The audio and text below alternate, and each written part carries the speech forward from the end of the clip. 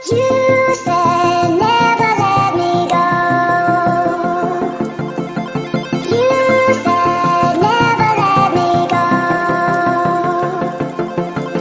You said never let me go. You said never let me go. Selamat pagi anak-anak, perkenalkan nama saya Arif Despiani. Di sini saya sebagai guru mata pelajaran seni budaya akan menjelaskan tentang materi yang berkaitan dengan musik. Yang pertama itu adalah materinya bunyi. Bunyi adalah gelombang yang disebabkan oleh getaran suatu objek dan dirambatkan melalui medium dari suatu tempat ke tempat lain. Bunyi juga dapat diartikan sebagai hasil getaran suatu benda yang merambat dalam bentuk gelombang. Karena itulah bunyi kerap disebut dengan gelombang bunyi. Nah, selanjutnya adalah proses terjadinya bunyi. Sebelumnya bunyi berasal dari benda yang bergetar, misalnya pita suara manusia, harmonika yang ditiup, gendang yang ditabuk, gitar yang dipetik, dan lainnya. Getaran tersebut akan menimbulkan gelombang bunyi di udara. Semakin kuat benda bergetar, semakin kuat pula bunyi yang ditimbulkan. Sebaliknya, semakin lemah benda bergetar, maka semakin lemah bunyi yang ditimbulkan oleh benda tersebut. Syarat terjadinya bunyi ada 3. Yang pertama adalah sumber bunyi. Dalam hal ini, bunyi akan sampai pada pendengar dengan cara merambat melalui media perantara. Nah, yang kedua adalah media penghantar. Media penghantar bunyi dapat berupa udara, zat cair, hingga benda padat. Bunyi yang merambat lewat benda padat dan zat cair akan terdengar lebih jelas jika dibandingkan dengan bunyi yang merambat lewat udara. Dan yang ketiga adalah syarat bunyi yang terakhir, yaitu dalam hal ini keberadaan pendengar atau orang lain dibutuhkan untuk mendengarkan bunyi. Di sini saya akan menuliskan nama not, bentuk not, tanda istirahat, dan nilai ketuk.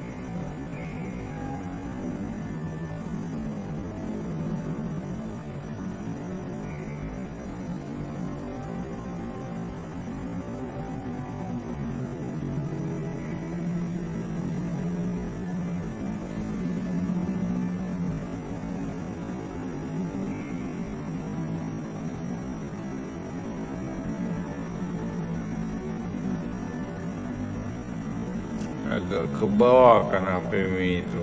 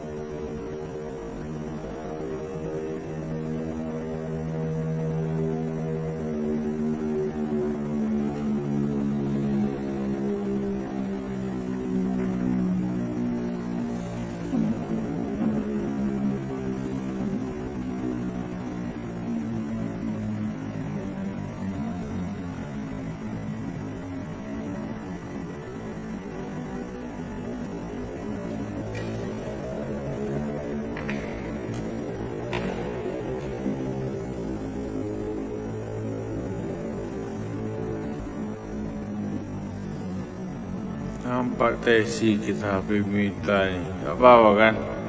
Apanya? Tanya apa sih kita HP itu? Nanti pandai-pandai kau ngedit nanti.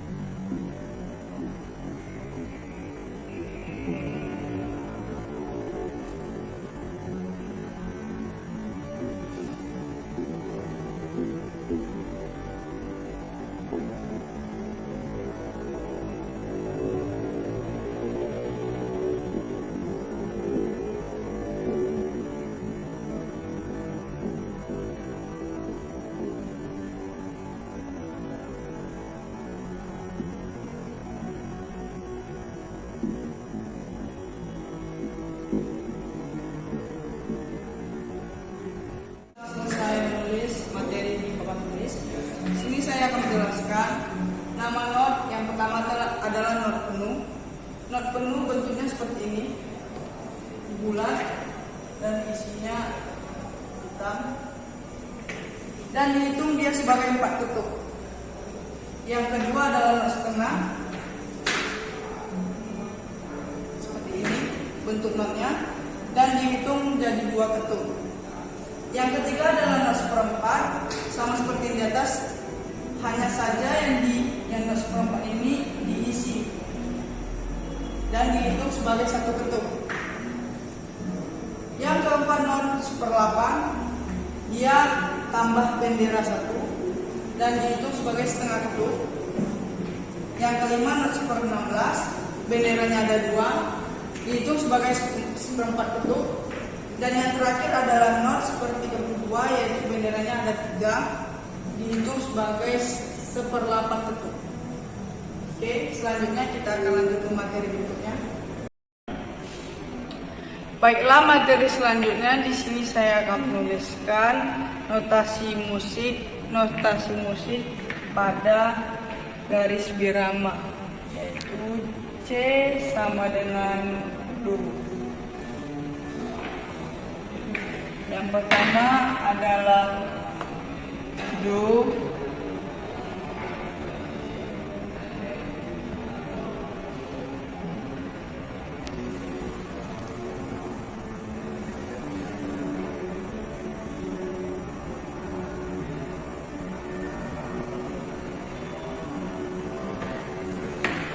Re terletak di bagian di bawah garis pertama.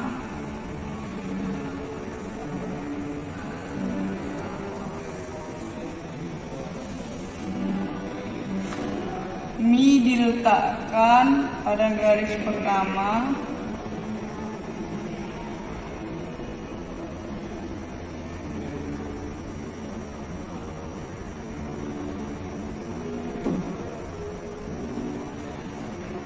Fa berada di antara garis 1 dan 2. Dan Sol berada di garis kedua dari bawah.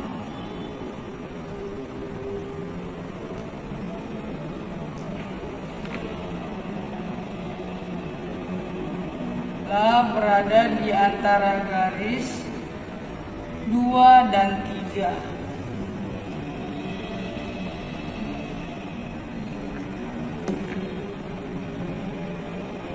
Si berada pada garis ketiga.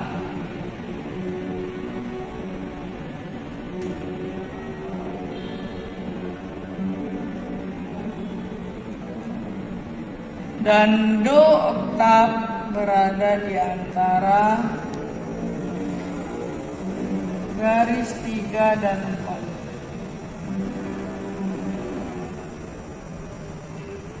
Oke.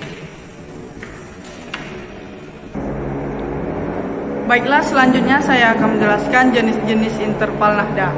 Yang pertama adalah prem. Prem adalah interval nada atau jarak antar nada dengan pitch yang sama, dan juga interval nada prim sering disebut dengan unison atau first. Contoh interval nada prim adalah jarak antara C ke nada C lagi. Prim juga memiliki kesan yang kompak dan polos, juga senada jika dibunyikan dua alat musik yang berbeda. Yang kedua adalah skon.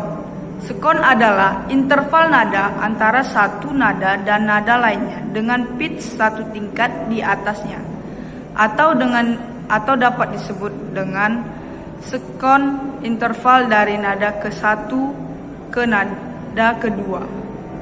Misalnya dari nada C ke nada D. Interval nada skon memiliki kesan bunyi seperti melangkah. Yang ketiga adalah terce. Interval dari nada ke-1 ke nada ketiga disebut dengan terce. Contohnya seperti nada C ke nada E, yang memberikan lompatan melodi dengan kesan yang cerah, dan nada C ke nada E mol, yang memberikan lompatan melodi dengan kesan yang sempit, gelap, dan juga sedih. Yang keempat adalah quart. Quart adalah jarak antara nada ke-1 dengan nada ke-4. Contoh interval quart adalah nada C ke nada F yang memberikan kesan bunyi yang selaras. Yang kelima adalah quint. Interval quint adalah jarak nada ke-1 dengan nada kelima. Interval quint juga dapat disebut tersusun dari dua interval terce. Contoh interval quint adalah nada C ke nada G dengan kesan yang selaras. Yang keenam adalah sect. Interval sect adalah jarak nada ke-1 dengan nada ke-6. Contoh interval sect adalah jarak nada C ke nada A dengan kesan selaras yang kuat dan meyakinkan. Dan yang ketujuh adalah septin. Interval septim adalah jarak nada ke-1 dengan nada ke-7. Misalnya jarak antara nada C ke nada B yang memberikan kesan ketegangan dan keterlaluan sehingga membuatnya menjadi interval yang kurang enak ketika dinyanyikan. Dan yang terakhir adalah oktav. Interval oktav adalah jarak antara nada ke-1 dengan nada ke-8. Contoh interval oktav adalah antara nada C ke C oktav yang memberikan kesan selaras, meyakinkan, megah, dan agung. Selanjutnya saya akan memberikan penjelasan tentang contoh penggunaan notasi balok. Penggunaan notasi balok dijelaskan dalam contoh yang diambil dari bagian awal karya yang seperti ada di layar. Yang pertama itu di sebelah kiri atas pada awal lagu biasanya ditempatkan penunjuk tempo atau kecepatan lagu. Seringkali dalam bahasa Italia yang di sini menunjukkan tempo waltz. Selain itu juga terdapat penanda metronom dalam satuan BPM beats per minute. Di sini 142 ketukan per menit. Dan yang kedua ada tanda birama menunjukkan ritme lagu. Angka di bagian atas tanda birama menunjukkan jumlah ketukan per birama, sedangkan angka di bawah menunjukkan nilai not per ketukan. Tanda birama 3/4 di sini menunjukkan bahwa terdapat 3 ketukan dalam birama. 1 ketukan kuat diikuti 2 ketukan lemah dan masing-masing ketukan bernilai not 1/4. Yang ketiga adalah garis birama, merupakan pemisah antar birama. Dan yang keempat, pada bagian awal para nada terdapat kunci G yang menandakan bahwa garis kedua dari bawah melambangkan nada G atau berfrekuensi sekitar 418 Hz. Dan yang kelima adalah tanda mula. Utama di sini terdiri dari 2 tanda mula yaitu crash. Pada garis nada C dan F menunjukkan bahwa kedua nada tersebut dinaikkan setelah nada dalam semua oktav atau dimainkan secara nada cis dan fis, serta menunjukkan bahwa karya musik yang bersangkutan bertangga nada D mayor atau B minor. Yang keenam adalah not pertama adalah not 1/4 dengan nada D oktav dengan dinamika atau disebut dengan nyaring lembutnya suara. MF atau bahasa Italia mezzo forte, agak nyaring. Dapat dilihat bahwa not tersebut langsung diikuti garis birama walaupun 3 ketuk dalam birama tersebut belum selesai.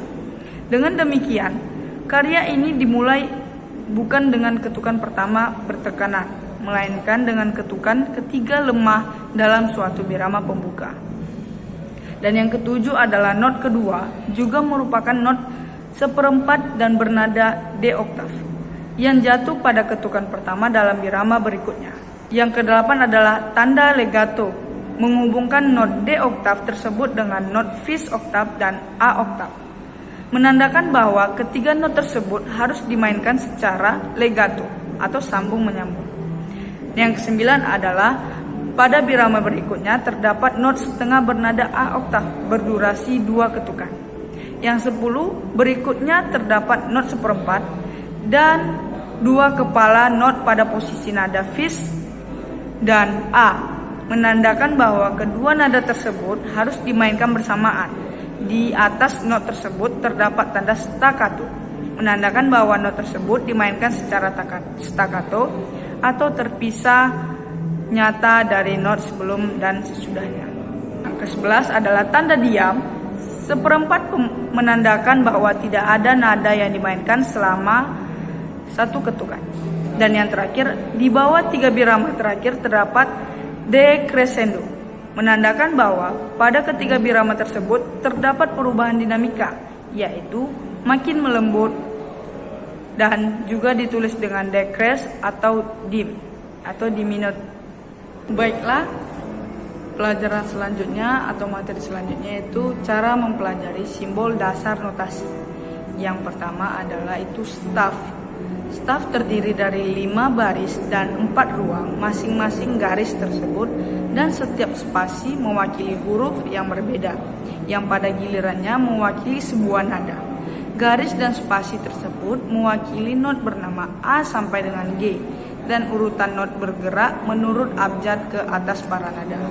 Yang kedua adalah treble clef. Ada 2 kunci utama yang dapat digunakan untuk membiasakan diri. Yang pertama adalah kunci musik treble. Kunci musik treble memiliki ornamen huruf G di sisi paling kiri. Gerakan bagian dalam G mengelilingi garis G pada tongkatnya. Kunci musik treble mencatat register musik yang lebih tinggi. Jadi jika instrumen adalah memiliki nada yang lebih tinggi, seperti seruling, biola, atau saksofon, partitur Anda dituliskan dalam kunci treble. Not yang lebih tinggi pada keyboard juga dinotasikan pada kunci treble. Yang ketiga adalah clef bass. Garis antara 2 titik clef bass dengan garis F pada staf clef bass, dan ini juga disebut sebagai kunci F. Kunci bass menandakan register musik yang lebih rendah. Jika instrumen Anda memiliki nada yang lebih rendah seperti bason, tuba, atau cello, lembaran musik Anda akan ditulis dalam kunci bass. Not yang lebih rendah pada keyboard Anda juga dinotasikan di kunci bass. Selanjutnya adalah notes yang ditempatkan pada staf memberitahu surat not mana yang harus dimainkan pada instrumen dan beberapa lama untuk dimainkan. Ada 3 bagian setiap not: kepala not, batang, dan bendera. Setiap not memiliki kepala not, baik diisi hitam atau terbuka atau putih, di mana kepala not berada pada para nada atau baik di baris atau spasi, dan juga menentukan not mana yang akan dimainkan pada garis birama, yaitu C sama dengan Do.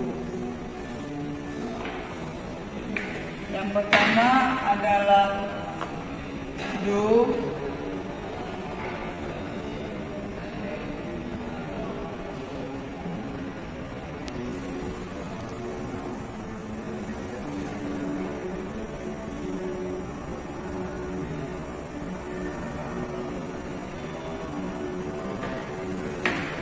Re terletak di bagian di bawah garis pertama.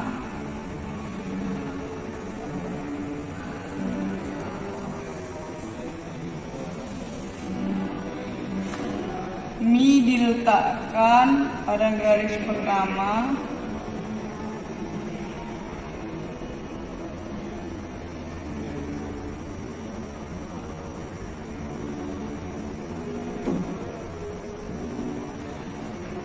Fa berada di antara garis 1 dan 2.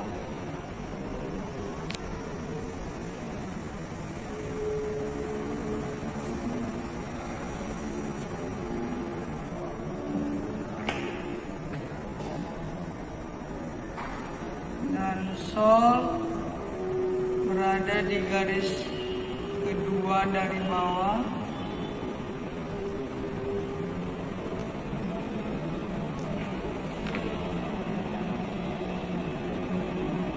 La berada di antara garis 2 dan 3.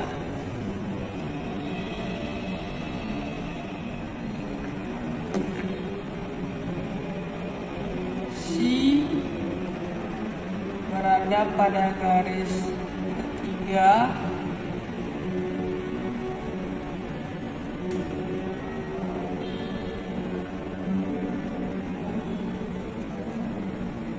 Dan Do oktav berada di antara garis 3 dan 4.